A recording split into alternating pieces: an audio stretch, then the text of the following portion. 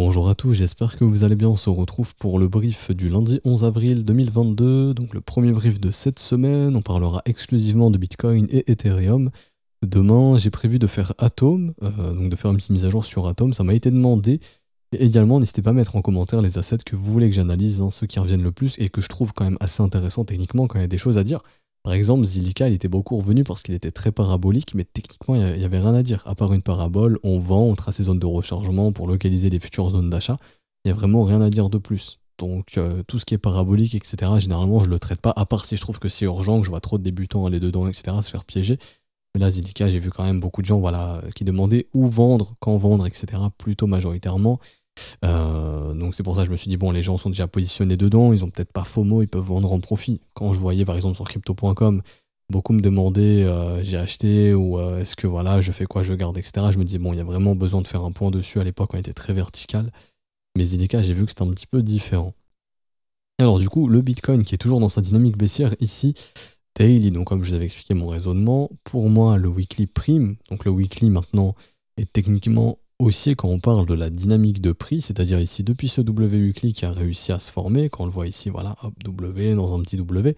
Donc on entre doucement mais sûrement dans une phase de creux et sommet ascendant. On est toujours à la recherche d'un creux ascendant. Ça se verra du coup en daily. Pour l'instant, le daily est baissier, donc est-ce que les chances d'avoir notre creux, pour l'instant, ici, sont probables?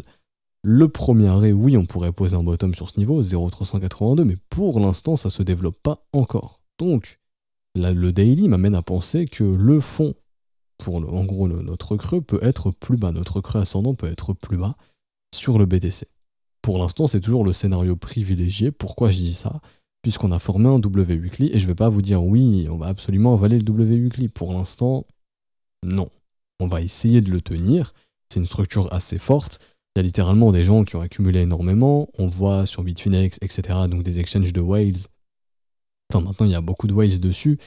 On est justement en train de... Enfin, en gros, il y a des gens qui veulent accumuler ce marché. Ça se voit bien ici. Il y a des grosses ventes qui sont fil. Les mecs achètent. Ils veulent encore acheter là-bas, acheter là-bas. Donc, plus le prix baisse, plus il y a des gens qui accumulent. Bien évidemment. Ça ne veut pas dire qu'on va s'arrêter là où ils accumulent, bien évidemment. Oui, on peut aller là-bas. Je dis pas qu'on va y aller. Oui, on peut y aller, tout est possible. Après, on voit clairement qu'il y a des gens ici qui sont chauds pour acheter du BTC massivement. Trading Lightbug. Massivement, justement, déjà jusqu'au 40 200, ensuite jusqu'au 36 700 et ensuite jusqu'au 33 400. Donc, à l'intérieur du range, encore et toujours. Donc, c'est ce qui pourrait justifier soit notre creux ascendant ici pour repartir. Bon, si on a besoin d'aller plus bas, on ira plus bas. Après, je vous parlerai un petit peu des altcoins encore. Alors, du coup, daily, toujours baissier ici, pareil, divergence, baissière ici confirmée. Je vais retourner sur l'index. Alors BTC USD, index ici. Donc la divergence dont on parlait, c'est confirmé juste ici, qui témoigne d'un momentum bearish. Donc le momentum n'avait plus été bearish sur le Bitcoin depuis le 6 février 2022, je crois, de mémoire.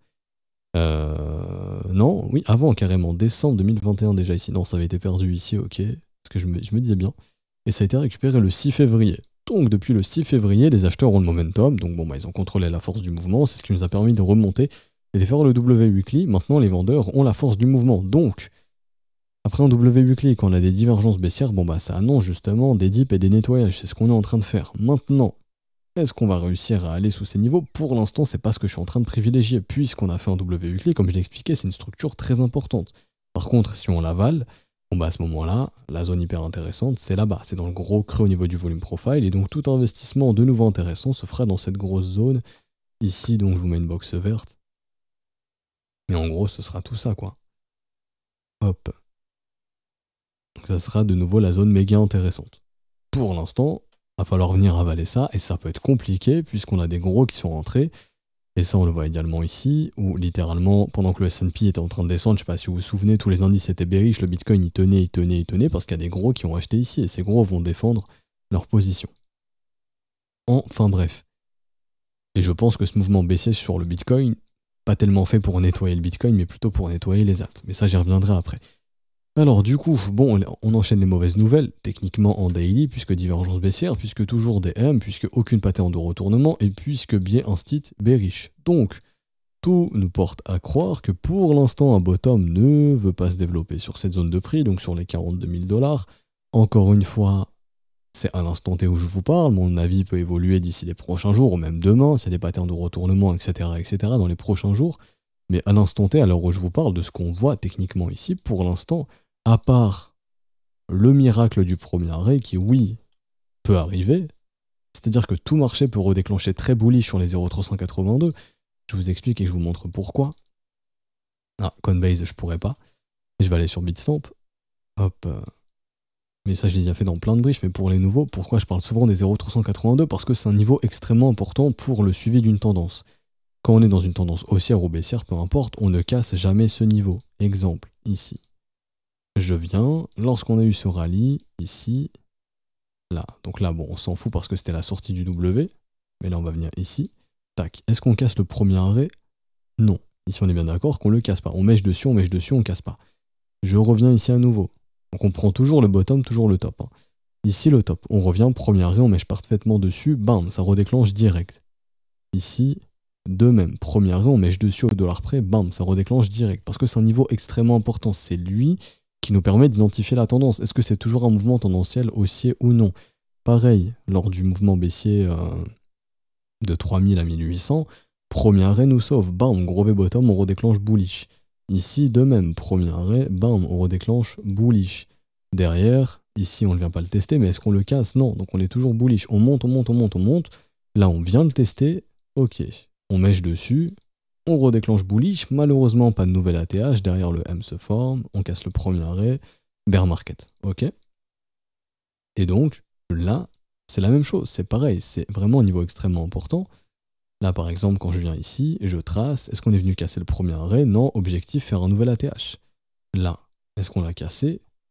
Oui, ici, il y a eu rupture, ok, donc il y a eu de la consolidation, on a consolidé jusqu'à 0,5, ce qui est l'autre niveau intermédiaire, le marché a été poussé sur un nouveau plus haut, enfin, on a été chercher un nouveau plus haut, mais malheureusement, derrière, bon bah bam, ici, il a recédé. Donc on reconsolide au même niveau, qui est donc 0,5. Ok, d'ailleurs, ça offre toujours les possibilités pour BTC.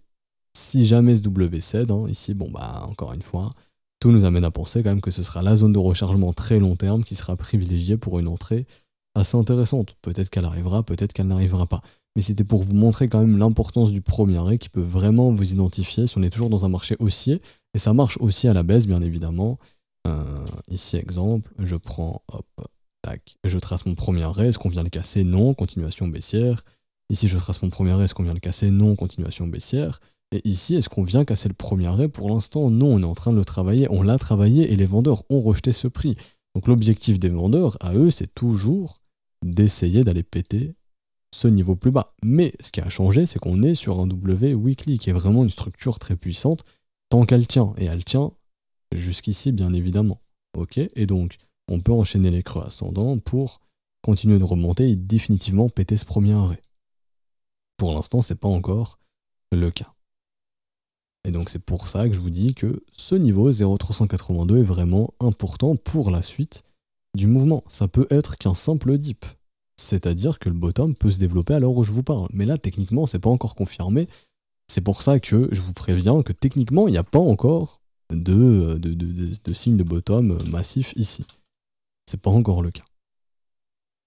Et donc, tant que ce sera le cas, bon bah on peut s'attendre à la continuation baissière. Et donc le prochain objectif, vu qu'on a un marché, comme je vous le disais dans les briefs précédents, qui enchaîne les creux ascendants dans les zones de rechargement, bah si vraiment le bottom n'arrive pas à se poser sur le premier arrêt qui est aux environs des 42 000, bah la prochaine zone intéressante, c'est entre 39 500 et 41 400 $.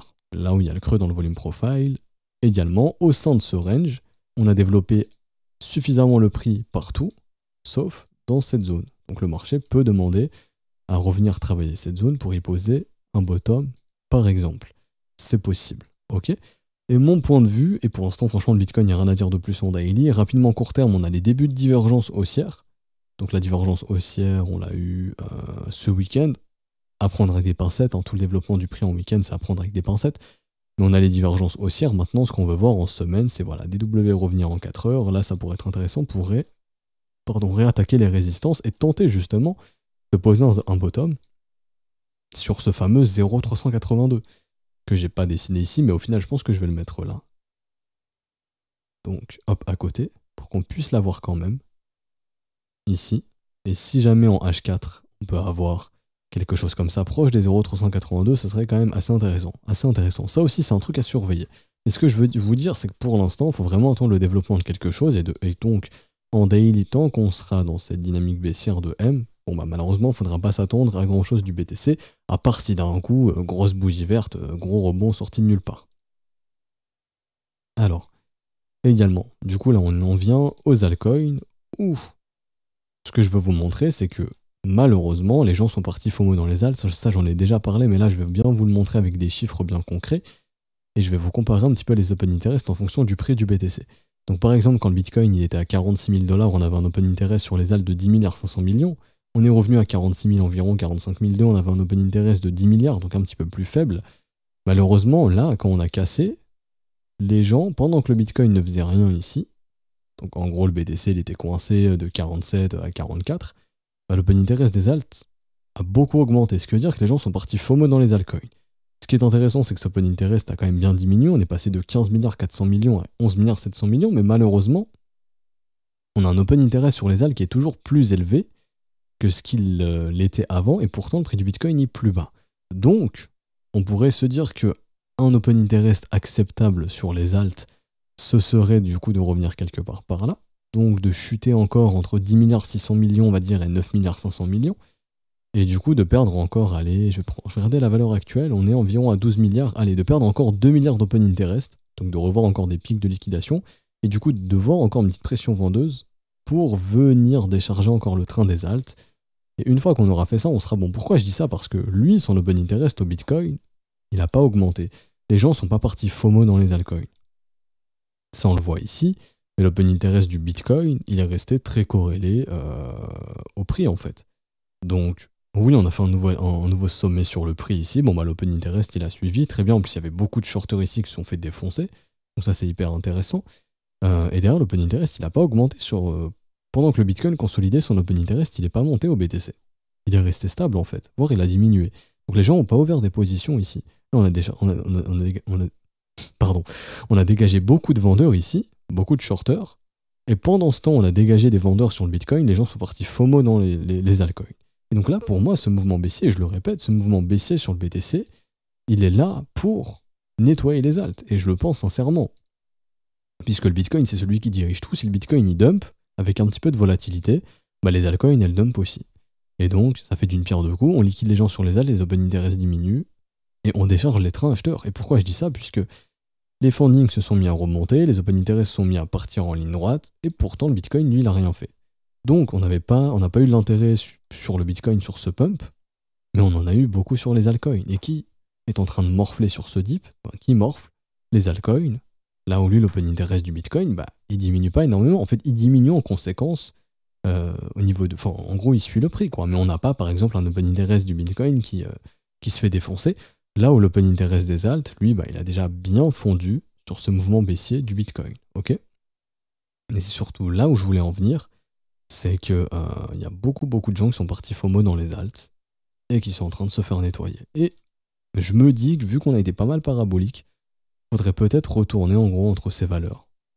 Donc là, je vais essayer d'être plus précis, mais franchement, c'est compliqué d'y répondre, mais ouais, quelque part par là. Donc, entre 8 milliards 600 millions et 10 milliards 600 millions. Je sais que ma zone est vraiment large, mais je me dis que revenir dans cette box serait intéressant et pourrait nous dire, ok, ça y est, on a déchargé assez le train sur les alts. En tout cas, on a sorti les mecs qui ont FOMO récemment et c'est bon, on pourrait repartir. Donc, encore un petit peu de chute d'open interest, et pour faire ça, bah, on fait descendre le Bitcoin pour faire ça, en fait, tout simplement.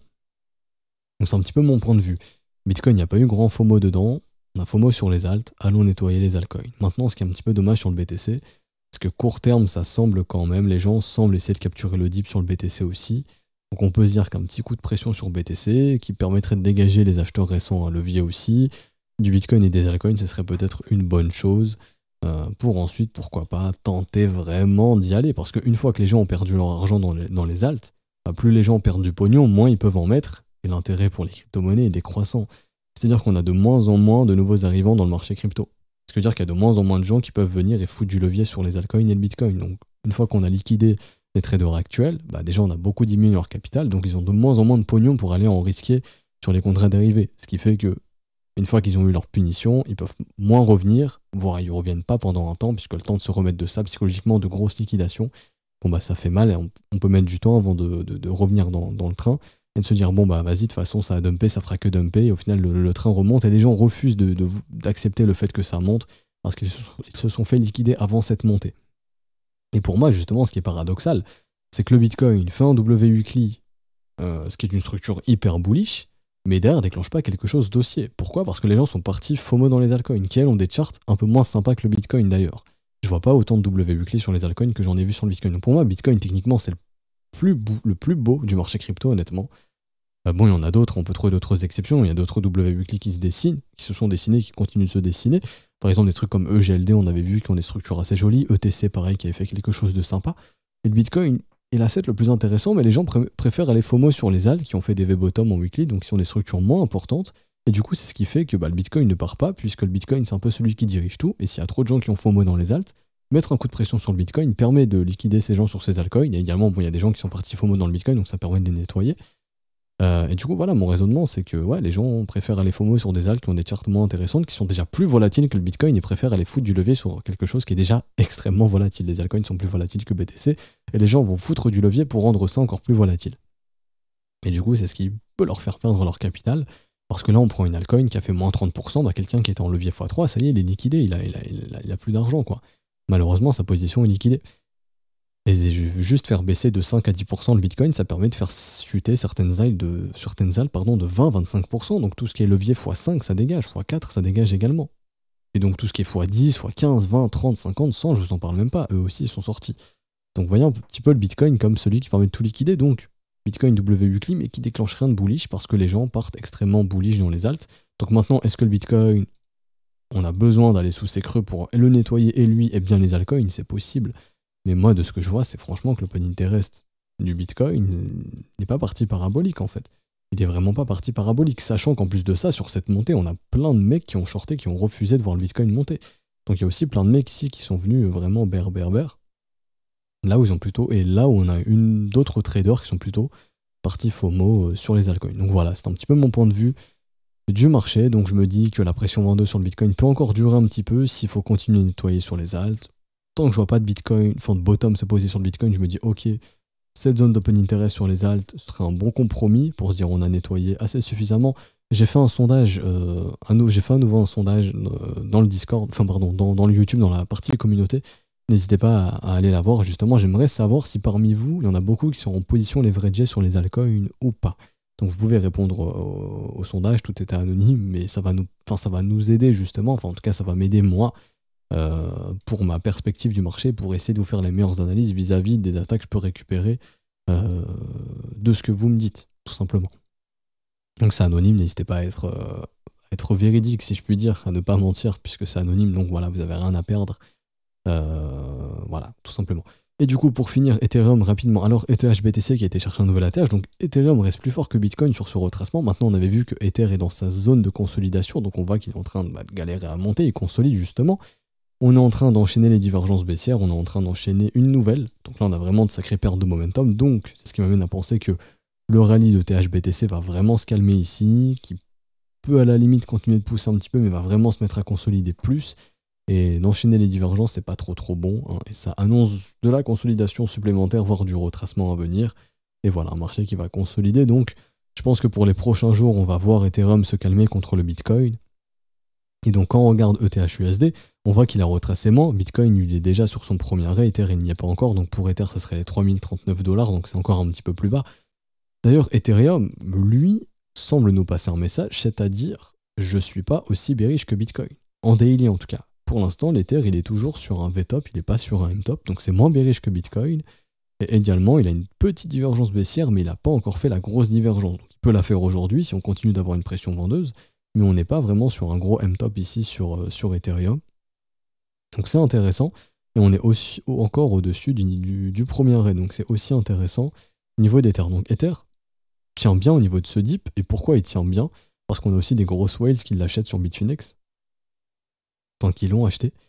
ETH-USD, Bitfinex ici. Par exemple, voilà, il y a encore des gros murs qui sont posés ici sur ETH où il y a des whales qui accumulent pas mal d'Ethereum. Là, il y a pas mal d'Ether qui sont accumulés. Mais même là, sur ce dip, est-ce que je peux vous retrouver ça ou pas? Ouais, ici, là. Là, voilà, on voit bien ici, ouais, il y a beaucoup de gens, enfin, il y a des whales ici qui sont venus acheter pas mal d'Ethereum et qui veulent remettre une couche ici.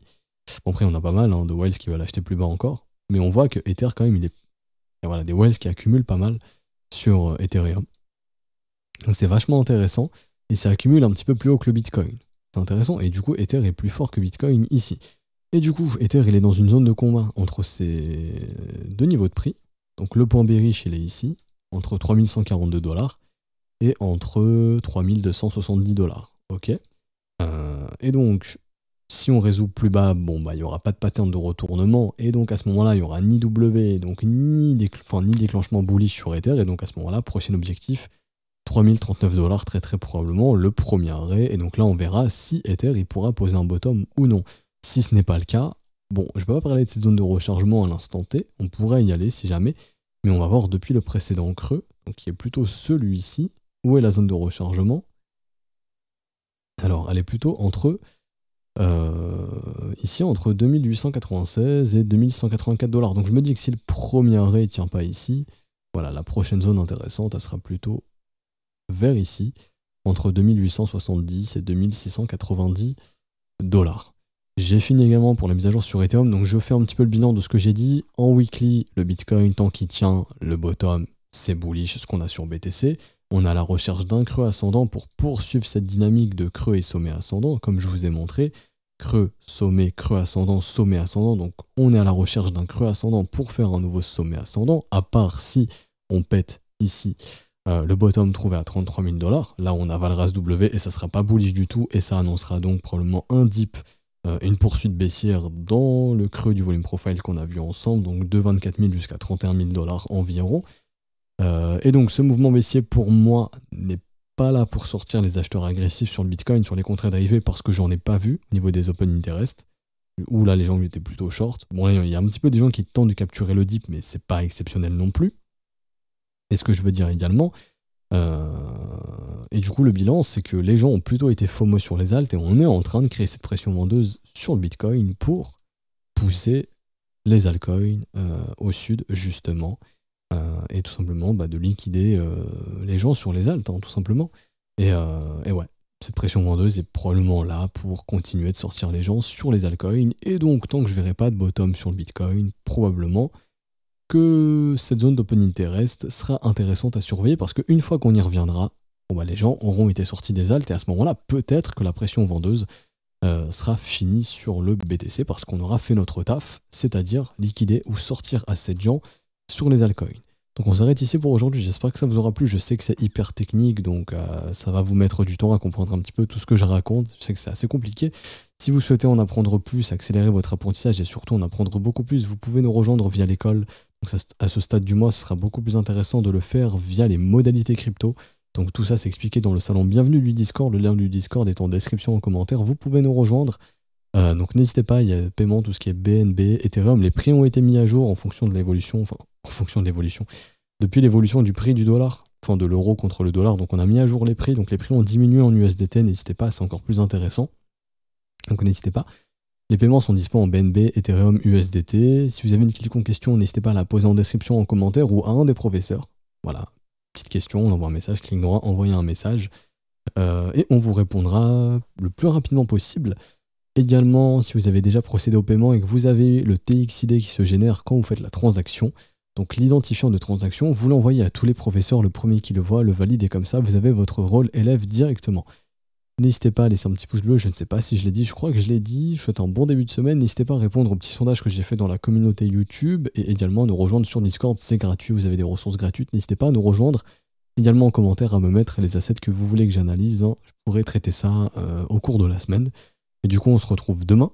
Bonne semaine, enfin bon début de semaine à vous. Ciao, ciao.